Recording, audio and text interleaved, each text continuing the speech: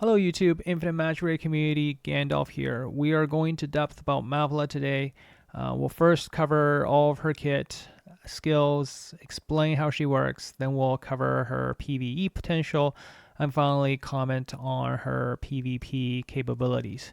I think from an overall perspective, if you don't want to hear me rant on about the long intricacies of this hero, what I'll say is if you want to do well on 7 stages of 7 liuli, she is a must pull.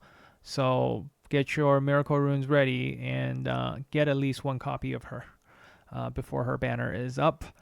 Now, from a PvP potential perspective, I feel like, if you have to use her revive, that probably means your team is good as dead. She might be viable in teams where you have some sort of mechanic that allows you to quickly survive after she revives your allies, but often that is not the case because the heroes that get revived, the fact that you're dying, losing heroes probably means you're going to lose to your opponent anyways, and we'll show more clips of that later into the video. So first, explaining the kit. The easy part to get is her skills, right? Her basic skills at exclusive 0 is very viable. First one's just a basic attack. Has a 100% chance of applying critical damage down for 2 turns, which means you are going to be able to survive bosses a little bit better because you're not going to be hit by a critical hit, or the critical damage will actually go down by 50%, I guess. So that's by 60%. That's actually quite notable. And if the enemy does not have max HP burn stacks, which is 5, you have a 100% chance of inflicting a HP burn onto the enemy.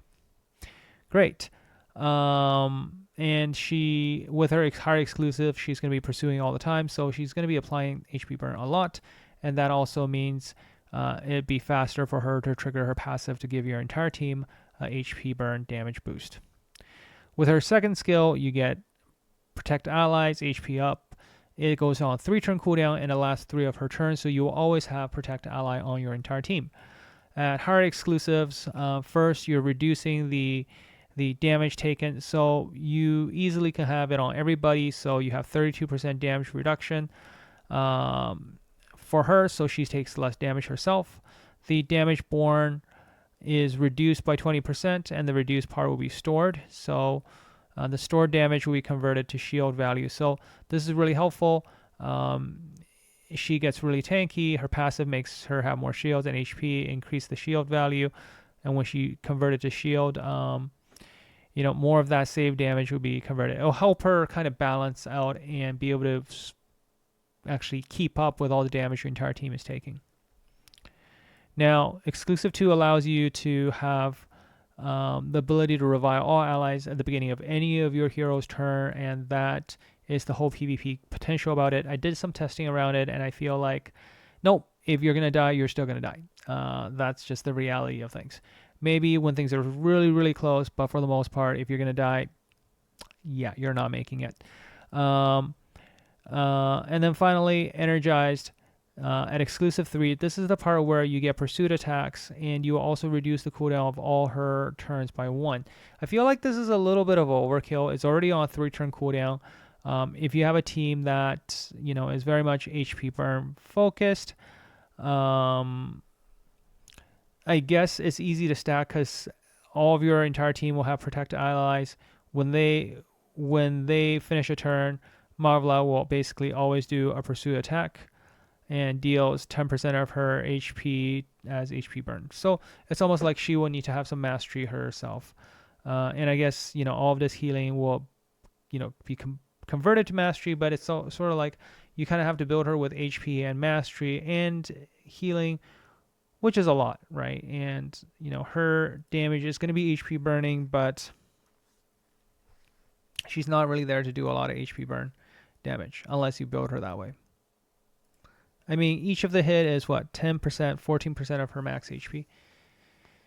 Yeah, it's okay, but no, the multiplier isn't that big. So don't fall into the trap and try to make her a damage dealer. She's not going to be your damage dealer. All right, it's not a Willa version. It's supposed to. It makes it feel like she's a Willa kind of hero, but she doesn't work the multiplier is not there to do Willa kind of damage. All right. I think, and then finally the last skill is really easy to understand. All the dots are cleansed and, grants a shield. Now, I'm surprised why exclusive 1 is not red under the skill, because this is when the starlight is casted.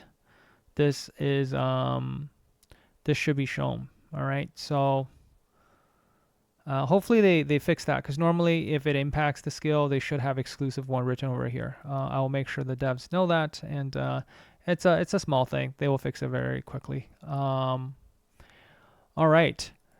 Let's go into kind of a showcase and explain things, right? So if you look on her buff bar, this is whenever you are, so I have 11 stacks right now. So whenever your allies, or including herself, right? If I do a HP burn, that stack goes up. So Anhesion is a perfect hero to go with her, because Anhesion can pop out 30 stacks all at once, just like that. And even against a boss, her second skill is going to do a lot of layers as well, because every one of these hits is like 2 layers, right? So for a hero like Hazanja, like you're only doing 1 layer at a time. There were 3 targets, so that was 3 stacks towards it, right? Other heroes that might do a lot of HP burn layers is like Adeline. I think with the existence of Mavilla, it actually makes it makes the Anhesion a much more popular hero of choice now, as she will synergize perfectly with her in terms of bringing up a lot of extra damage. With applying a lot of HP burn stacks. So I think, if we think about the perfect team, it will be these two plus Nerid, plus Erito, and plus Momlo. That will be the new team for everybody. And Heejin definitely will be in there to trigger her passive. All right. Hopefully that was really helpful in terms of explaining her kit. Her kit is really easy to understand. Damage potential wise, and the build I kind of already explained. You want to build her. You don't need a lot of speed on her, in my opinion. I feel like you should be fine. Like, especially at exclusive 3, you're always going to have Starlight on cooldown. You're always going to have Starlight Knight on cooldown. You just need healing and HP and whatever speed you can get, right? So usually around 2,000 should be suffice. You don't have to go up to like 2,500 or, even higher like some other supports. So she's totally okay. Totally okay. Have to just double check on the boss requirement though. Like if the boss expect you to have, protect ally up immediately, then maybe you need the 2,500 speed. Otherwise, you're totally okay. So now let's go into the PvP side of things. Probably.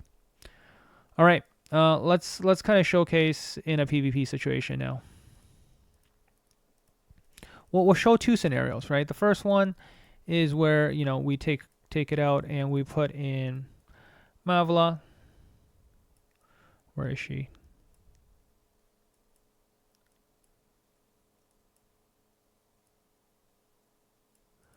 All right, Mavilla. Battle.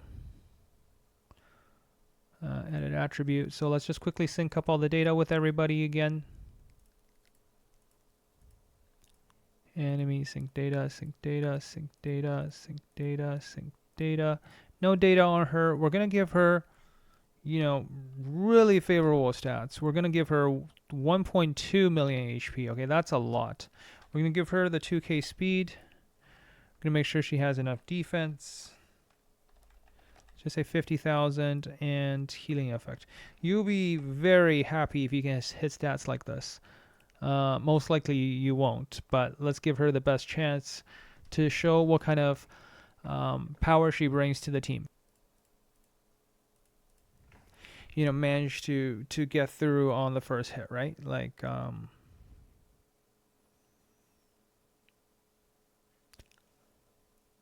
in earlier test, the Mavilla team did lose, and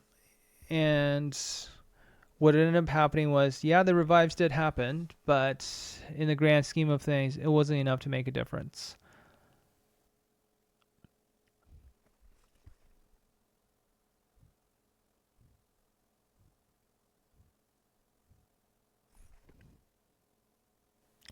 There we go. Okay, so this time it was more favorable on this side. You can see immediately it was brought back up. But you can see once, it doesn't matter if it gets brought back up, it dies regardless very quickly. Now, this revive can happen an infinite number of times, so, you know, yeah, with the team setup, it's kind of back. So Beatrix is back. Beatrix, you know, you're just back in the battle. It stabilizes things.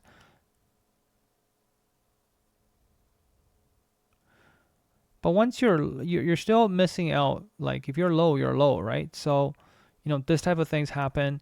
It's not guaranteed. Like once you lose a hero, you're still on a huge disadvantage. So there you go. All right, let's just kind of test this scenario a little bit here. And it's all about survivability, right? And here, in this particular setup, you know, what we're seeing is, you know, we're not killing the enemy, so we are not able to, you know, trigger it, right?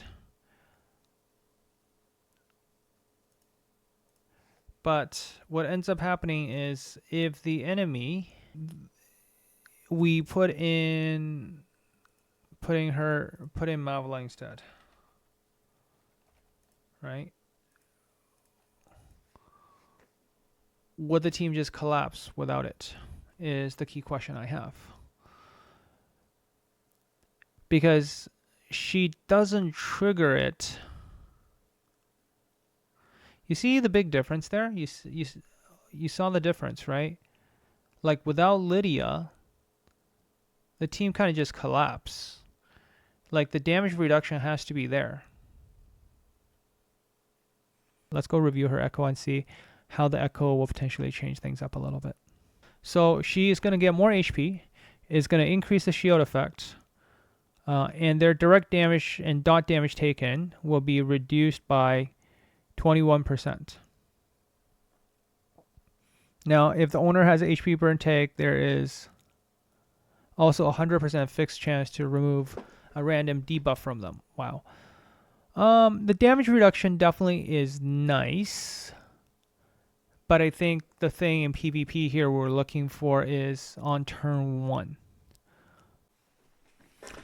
So what are my final thoughts? I mean, as you see in the last clip there, when Lydia was taken out of the team, it made a huge difference. Mavilla, even with the echo, would not give you boosting to survivability immediately. So if you're dying or losing a lot of heroes, it's much better to just put something in that gives immediate damage reduction benefits. But I do still feel like she might show up in your 4s or 5s team because if your team is tanky enough to survive with her still in it, it might give you the opportunity to really come back. If the enemy damage is not sustained and it really relies on, you know, big shock or burst damage to get through to you. All right, with that said, I'll catch you guys in the next one. Gandalf out.